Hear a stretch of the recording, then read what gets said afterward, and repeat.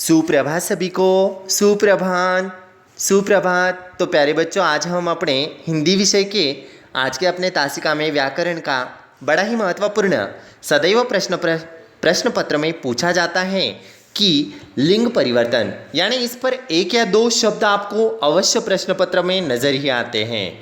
तो आज के तासिका में हमें देखना है लिंग, यानी अंग्रेजी में जिसे कहते हैं जेंडर।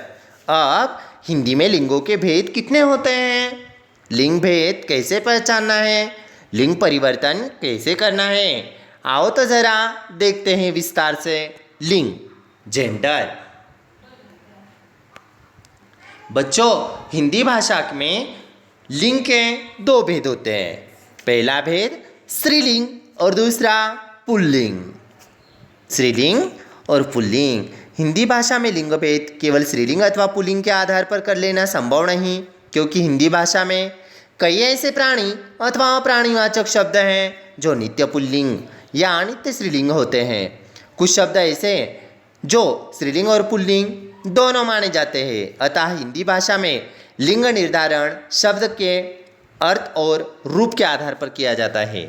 देखो, कई बार लिंग का निर्धारण व्यवहार के आधार पर भी किया जाता है, अर्थात जिस शब्द का प्रयोग परंपरा से स्त्रीलिंग के रूप में किया जाता है वह स्त्रीलिंग है, और जिसका प्रयोग पुल्लिंग के रूप में किया जाता है वह पुल्लिंग है। ऐसा केवल अप्राणीवाचक संज्ञाओं के साथ होता है। आइए लिंग के विषय में विस्तार से जान ले।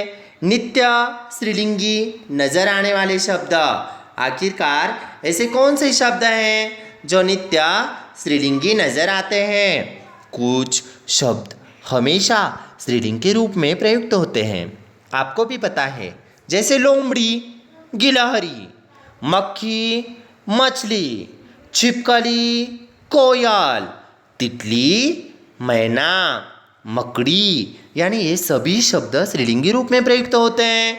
पुल्लिंगी शब्द नित्य पुल्लिंग में प्रयुक्त होने वाले मच्छर, गिद्धड़, भेड़िया, कौवा, खरगोश, खटमल, तोता, उल्लू, पक्षी, मगरमच्छ, बाज, बिच्छू।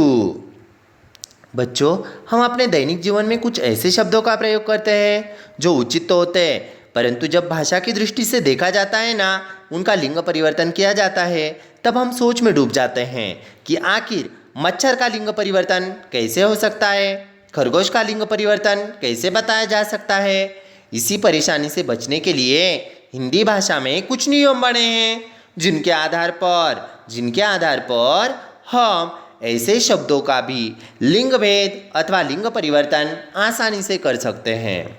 नित्य स्त्रीलिंग शब्दों का लिंग बदलते समय उनके पहले नर तथा नित्य पुल्लिंगी शब्दों का लिंग बदलते समय उनके पहले मादा शब्द का प्रयोग लिखना चाहिए।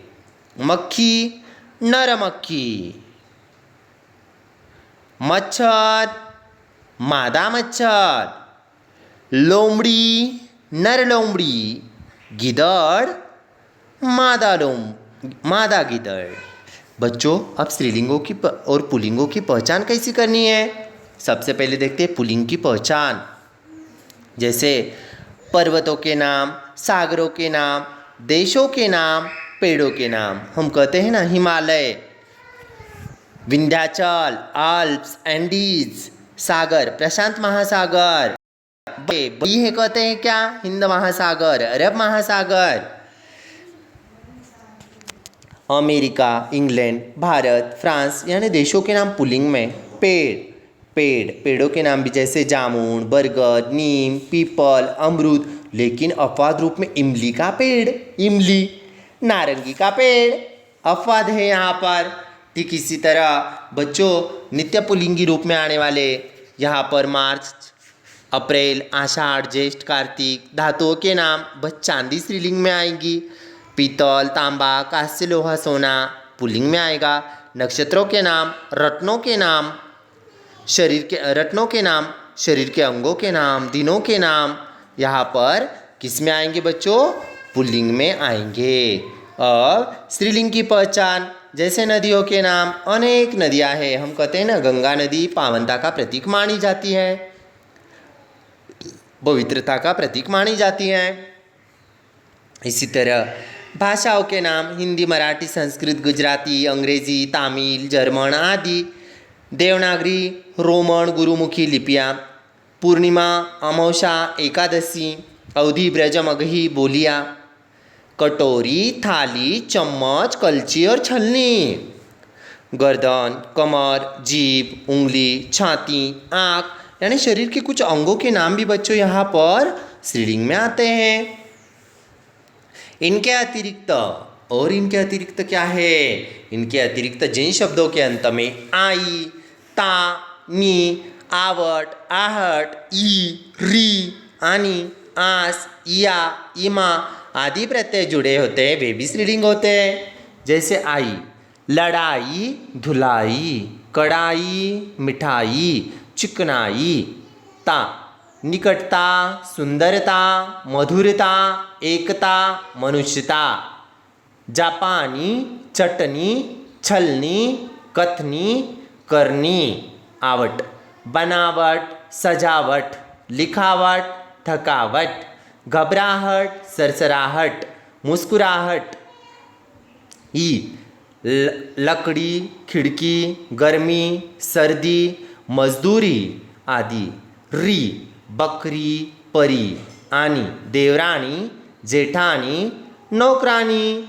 आस, भड़ास, प्यास, या, चिड़िया, गुड़िया, पुड़िया, बुढ़िया। इमा, लालिमा, गरिमा, कालिमा और महिमा। संस्कृत के भी कुछ ऐसे शब्द होते हैं जो स्त्रीलिंगी रूप में हैं। प्रिया, कृपा, घृणा, सुता, छात्रा, यानी ये शब्द क्या हो गए बच्चों? स्त्रीलिंगी रूप में आए। पुल्लिंग से स्त्रीलिंग बनने के कुछ नियम। आ प्रत्यय, ई प्रत्यय, प्रिय, प्रिया, सुत, सुता, छात्र, छात्रा, अनुज, अनुजा, अग्रज, अग्रजा।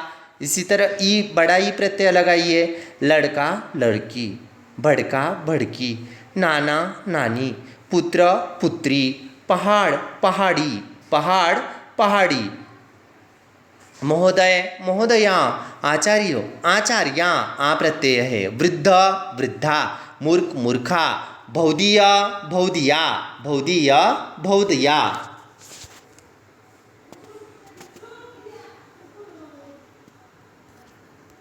तो बच्चों यहाँ पर हमें दिखाई दे रहे हैं अनेक लिंग परिवर्तन वाले शब्द। और भी देखिए आगे कुछ नियम।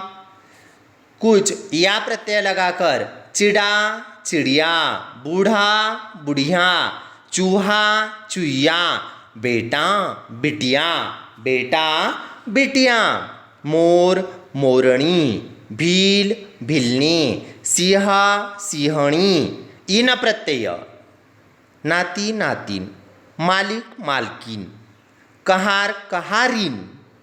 पहला इन सांप, सांपिन, नाग, नागिन, कुम्हार, कुम्हारिन। इनी तपस्वी, तपस्विनी, सन्यासी, सन्यासिनी, यशस्वी, यशस्विनी, राग, रागिनी, हंस, हंसिनी, अभिमानी, अभिमानिनी, योगी, योगिनी। आइन प्रत्यय ठाकुर, ठकुराइन, बाबू, बाबुआइन, लाला, ललाइन, चौधरी, चौधराइन, गुरु, गुरुआइन, हलवाई, हलवाइन। तो बच्चों आगे भी हमें ऐसे कई स्त्रीलिंगी और पुल्लिंगी शब्द है। हमें ये भी देखा है आ प्रत्यय, ई प्रत्यय लगकर लिंग परिवर्तन कैसे करना है। या, नी, इन, इनी, आइन प्रत्यय लगाकर लिंग परिवर्तन कैसे करना है।